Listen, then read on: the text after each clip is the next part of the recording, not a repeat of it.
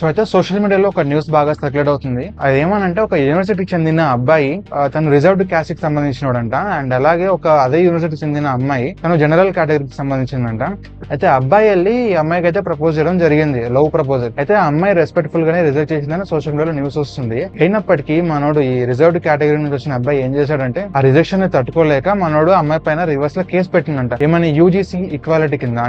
అంటే ఆమె నన్ను లవ్ ప్రపోజల్ చేసిన తర్వాత క్యాస్ట్ డిస్క్రిమినేషన్ చేసిందని అంటున్నాడు. అయితే ఇలా కొత్తగా వచ్చిన యూజీసీ రూల్స్ కి ఏంటంటే ఇలా తప్పుడు కేసులు పెట్టినప్పటికీ మనోడికి ఎటువంటి పెనాలిటీ ఉండదు అనమాట. అండ్ అమ్మాయి అలా చేయలేదని ఆమెకి ప్రూఫ్ లేదనుకోండి, ఆ అమ్మాయి ఫ్యూచర్ అనేది నాశనం అవుతుంది. ఈ జైళ్ళ చుట్టూ కోట్ల చుట్టూ తిరగాల్సి ఉంటుంది. దీనికి భయపడి వాళ్ళ ఫాదర్ ఏం చేస్తారంటే, వాళ్ళ ఫాదర్ అగ్రికల్చర్ అంటే ఫార్మర్ అంట, ఎట్లా కట్లా ఒక 50,000 అమౌంట్ అరేంజ్ చేసి అబ్బాయిని పిలిపించి అమౌంట్ సెటిల్ చేసుకున్నారంట. అయితే ఈ రోజు మనం ఈ వీడియోలో డీప్ గా అనలైజ్ చేద్దాం. ఏమనంటే మన గవర్నమెంట్ జనవరి 18th రిలీజ్ చేసిన ఈ న్యూ రూల్స్ ఏవైతే ఉన్నాయో యూజీసీ కేటగిరీకి ఈక్వాలిటీ కింద ఎంతవరకు కరెక్ట్ ఎంతవరకు తప్పో మనం ఈ వీడియోలో చూద్దాము. అయితే మెయిన్ టాపిక్ వెళ్ళినట్టయితే మొదట ఈ యూజీసీకి కొత్త రూల్స్ ఎందుకు తీసుకొచ్చిందో మనం తెలుసుకోవాలి. అయితే దీని యొక్క హిస్టరీ 5 years ముందే స్టార్ట్ అయింది. 2019 నుంచి 2024 వరకు మన దేశంలో క్యాస్ట్ బేస్డ్ డిస్క్రిమినేషన్స్ అనేవి చాలా పెరిగిపోయినాయంట. దాదాపు 120% పెరిగినాయని కొన్ని న్యూస్ రిపోర్ట్స్ అయితే చెప్తున్నాయి. ఇది మాత్రమే కాదు, ఈ క్యాస్ట్ బేస్డ్ డిస్క్రిమినేషన్ కింద చాలా మంది ఎఫెక్ట్ అయ్యి కొంతమంది సూసైడ్ కూడా చేసుకున్నారు. మన హైదరాబాద్ లో కానివ్వండి, ఢిల్లీ ఐఐటీ లో కానివ్వండి, ఇలా జరిగాయని సుప్రీం కోర్ట్ ఏంటంటే ఈ మ్యాటర్ ని చాలా సీరియస్ గా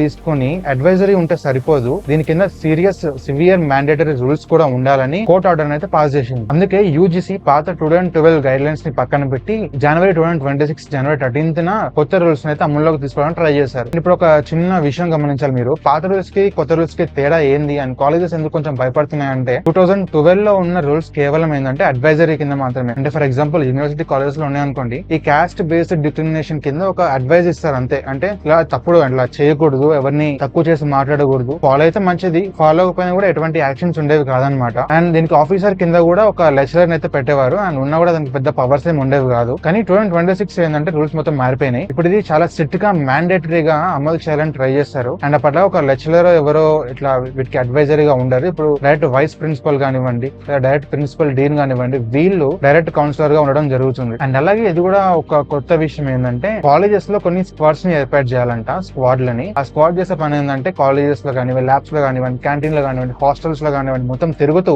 ఎక్కడైనా క్యాస్ట్ బేస్డ్ డిస్క్రిమినేషన్ కి గురవుతున్నారా లేదా అని చూసి గురైతే వాళ్ళని పట్టుకొని రూల్స్ ప్రకారం వాళ్ళని ఏం చేయాలో చేయాలి. ఒక రకంగా ఇది క్యాంపస్ పోలీస్ అని రూమర్స్ అయితే బాగా స్ప్రెడ్ అవుతుంది. పాత రూల్స్ లో కేవలం ఎస్సీ ఎస్టీ వాళ్ళని ఇంక్లూడ్ చేసేవాళ్ళు. కానీ ఈ కొత్త రూల్స్ లో ఏంటంటే ఎస్సీ ఎస్టీతో పాటు ఓబీసీ వాళ్ళని అండ్ ఎకనామికల్లీ వీకర్ సెక్షన్ వాళ్ళని అండ్ డిసబిలిటీ ఉన్న వాళ్ళని కూడా ఇంక్లూడ్ చేయడం జరిగింది. అంటే వీళ్ళని కూడా మనం తప్పుగా మాట్లాడినా కూడా, చిన్న చూపు చూసినా కూడా మీకు శిక్ష తప్పదు. అండ్ అలాగే టైం లైన్ కూడా చాలా మార్పులు వచ్చినాయి. అండ్ ముందు కంప్లైంట్ ఇచ్చినట్టయితే అది సాల్వ్ అయ్యేది, అవ్వకపోయేది, లేదా ఎప్పుడో సాల్వ్ అయ్యేది. అయితే ఇప్పుడున్న రూల్స్ ప్రకారం ఏంటంటే 24 hours లోనే ఈ ఇష్యూని సాల్వ్ చేయాలి. అండ్ కాలేజ్ ఎందుకు భయపడుతున్నాయి అన్నా అంటే, ఒకవేళ ఈ రూల్స్ ని ఫాలో అవ్వకపోతే కాలేజెస్ ని డీ రికగ్నైజేషన్ చేస్తామని బెదిరించారు. ఇంకా కాలేజ్ కి రావాల్సిన ఫండ్స్ కూడా ఆపేస్తారని భయపడతారు అంతే. ఇప్పుడు మనం అసలు మెయిన్ గా గొడవ ఎక్కడ స్టార్ట్ అయిందో చూడాలి. ఎందుకంటే ఈ రూల్స్ ఉన్నట్టయితే అంత మంచిదే కదా, మనకి చాలా అవసరం కదా అనిపిస్తుంది. నేను ముందు స్టార్టింగ్ లో చెప్పాను స్టోరీ ఒకటి నిజంగా జరిగిందని సోషల్ మీడియాలో సర్క్యులేట్ అవుతుందని, అలాగే ఫాల్స్ ఎలిగేషన్స్ చేసి మనీ ఎక్స్ట్రాక్షన్ చేస్తారని భయపడుతున్నారు అందరు. ఒకవేళ నువ్వు జనరల్ కేటగిరీ వాడివా, నీకు ఎటువంటి సహాయం ఉండదు. అలాంటి కేసు ఒకపైన నీ పైన పడినట్టయితే నీ లైఫ్ నాశనం అవుతుంది, నువ్వు చేయకపోయినా కూడా. అండ్ ఒక విధంగా చూస్తే కొంతమంది మీద పడాలి, ఎందుకంటే వాళ్ళు చేసిన దారుణాలు అలాంటివి. అండ్ తప్పుడు కేసులు వాళ్ళ పైన పన్నా కూడా ఎటువంటి వేస్ట్ అయితే అవ్వదు, ఎందుకంటే వాళ్ళు చాలా దారుణమైన పనులు చేసే ఉంటారు కాబట్టి. కానీ ఎవరైతే ఇట్లా లవ్ ప్రపోజల్ యాక్సెప్ట్ చేయలేదని, లేదా నాతో రాలేదని, ఇలా ఫాల్స్ లేదా డబ్బులు తీసుకోవడం కోసం ఇలాంటి తప్పుడు కేసులు వేసినట్టయితే స్టూడెంట్ లైఫ్ అనేది నాశనం అవుతుంది. పాత రూల్స్ లో ఏంటంటే ఒకవేళ తప్పుడు కేసులు నువ్వు గనక సపోజ్ నువ్వు ఒకవేళ అంటున్న లో పర్సన్ అనుకోండి, ఫర్ ఎగ్జాంపుల్ ఏబిసి తీసుకుందాం, అలో ఏ అనేవాడు తక్కువ అని అనుకుందాం మనం. సపోజ్ ఏ అనేవాడు ఏంటంటే తప్పుడు కేసు వేసాడు ఒక పర్సన్ పైన. తప్పుడు కేసు వేసినప్పటికీ పాత రూల్స్ లో ఏంటంటే తప్పుడు కేసు అని తేలిందా వీడికి కొంచెం పెనాల్టీ ఇవ్వడమో లేదా దానికి దగ్గర శిక్ష ఇవ్వడమో జరుగుతుంది. కానీ మొన్న వచ్చిన కొత్త రూల్స్ లో ఏంటంటే తప్పుడు కేసు అయినట్టే అండ్ అది రాంగ్ అని ప్రూవ్ అయింది అనుకున్నప్పటికీ వీడిపైన ఎటువంటి యాక్షన్ కానివ్వండి, పెనాల్టీ గానీ ఉండదు. యూజీసీ ఏం చెప్తుందంటే ఇలా ఎందుకు పెనాల్టీ తీస్తారంటే, ఆదివాసీ నుంచి ఎవరైతే ఉన్నారో అంటే బాగా ట్రైబ్స్ కానివ్వండి, వాళ్ళు ఇలా ఒకటి ఏమైనా జరిగితే కంప్లైంట్ ఇచ్చే ధైర్యం ఉండదంట.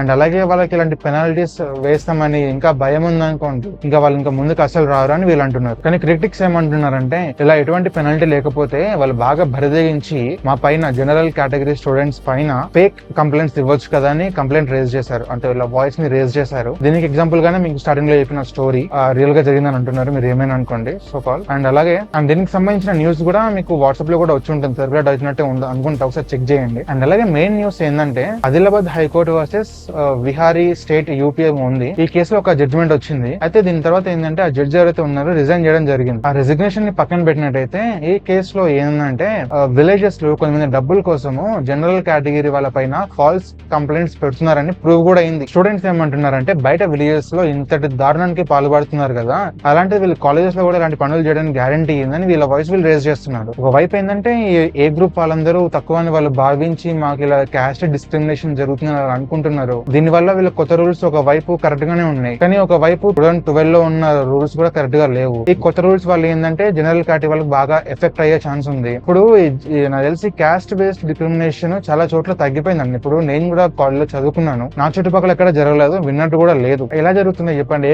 సరే విలేజెస్ లో జరుగుండొచ్చు, ఎందుకంటే అవి ఇంకా అక్కడ ఇంకా నడుస్తూ ఉంటాయి కొన్ని. అయినప్పటికీ స్టూడెంట్ విషయంలో ఇలాంటివి ఉండవు. మాక్సిమం మేబీ ఉంటే ర్యాంకుల విషయంలో కొన్ని అని ఉండొచ్చు. ఎందుకంటే ఇప్పుడు ఒకడేమో ఏబిసి ముగ్గురు స్టూడెంట్స్ ఉందనుకుంది. ఏ స్టూడెంట్ ఏమో 24 చేసుకున్నాడు, 20 పాయింట్స్ తెచ్చుకున్నాడు. సి స్టూడెంట్ ఏమో 100 పాయింట్స్ తెచ్చుకున్నాడు, సరే 90 పాయింట్స్ తెచ్చుకున్నాడు.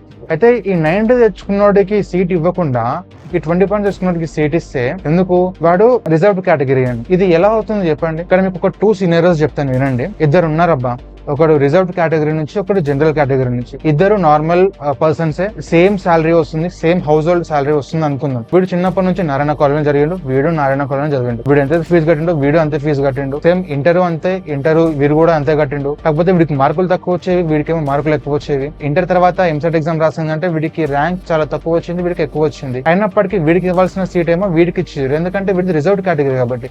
ఇక్కడ నాకు ఒక విషయం చెప్పండి, ఈ హౌస్ హోల్డ్ ఇన్కమ్ సేమ్, ఈ హౌస్ హోల్డ్ వాళ్ళ ఇన్కమ్ సేమ్. వీడు ఎక్కడైతే చదివిండో వీడు ఎక్కడ చదివిండు, వీడు ఎలా ఉన్నాడు, వీడు అలానే ఉన్నాడు. ఇప్పుడు న్యాయం ఎక్కడ జరిగింది చెప్పండి? సరే అనుకుందాం, ఇప్పుడు ఫర్ ఎగ్జాంపుల్ ఈ పర్సన్ తీసేసి ఎకనామికలీ బ్యాక్వర్డ్ ఫ్యామిలీ అనుకుందాం, డబ్బులు తక్కువ వస్తున్నాయి, వాడు పనికి వెళ్తున్నాడు, మనీ రావట్లేదు, కష్టపడి చదివిండు, అయినా మార్కులు తక్కువ వస్తున్నాయి. అలాంటి వాడికి సీట్ వస్తే తప్పులేదు. వీళ్ళిద్దరు కేసులో మాత్రం సేమ్ ఉంది. అయినప్పటికీ ఈ 90 మార్క్స్ వచ్చినడికి సీట్ ఇవ్వాలా, ఈ 20 మార్క్స్ వచ్చినడికి సీట్ ఇచ్చిండు. ఇలాంటప్పటికి ఎవరికైనా కోపం అనేది వస్తుంది, కామన్ అది. దీనివల్లే ఇక పిఎం మోడీ గారిని అండ్ అమిత్ షా గారి పైన చాలా రైజ్ అవుతున్నారు కోపంతో. అండ్ నేను చెప్పిన ఈ పాయింట్స్ ఏవైతే ఉన్నాయో మీకు ఎలా అనిపించిందో కింద కామెంట్స్ లో చెప్పండి. ఇంకేదైనా పర్టికులర్ టాపిక్ గురించి దీనికి ఎక్స్టెన్షన్ గా మీకు వీడియో కావాలంటే కింద కామెంట్స్ లో చెప్పినట్లయితే నేను కంపల్సరీ నెక్స్ట్ వీడియో చేయడానికి అయితే ప్రయత్నిస్తాను. అండ్ మళ్ళీ కలుద్దాం నెక్స్ట్ వీడియోలో. జై హింద్.